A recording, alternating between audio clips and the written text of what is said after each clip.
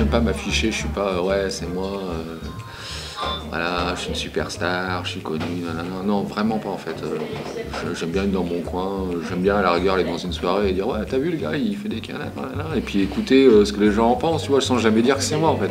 J'aime bien ce côté-là mystérieux, voilà, ça me représente en fait. Il ne montre pas son visage et ne donne pas son nom. Pourtant, tous les Lyonnais connaissent l'œuvre de cet artiste que l'on appelle Canard. Ils sont petits, grands, l'œil qui louche et la langue bien pendue. Ces petits volatiles sont devenus une institution à Lyon.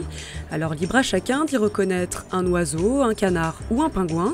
Ces œuvres faites sans autorisation depuis 15 ans sont de plus en plus tolérées par les autorités. Le but de l'artiste, s'amuser et amuser.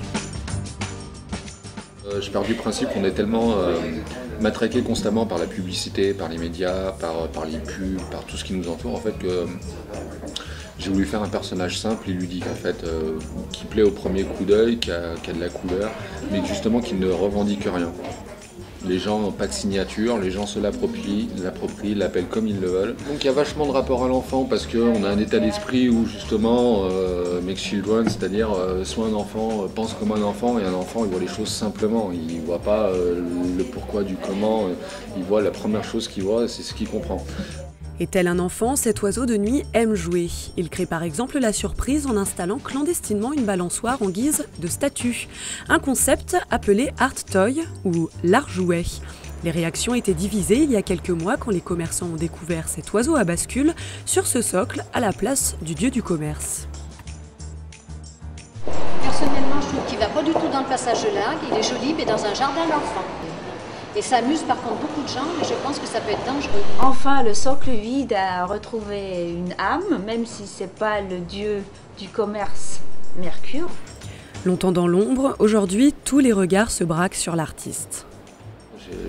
Ce qui est quand même marrant, c'est que même si j'ai une certaine notoriété, j'ai jamais démarché personne en fait. J'ai toujours attendu que les gens viennent vers moi. Ce qui est peut-être un peu le gros problème de souvent de tous les artistes, mais et je continue de fonctionner comme ça en fait. Je n'ai pas de projet bien précis en fait.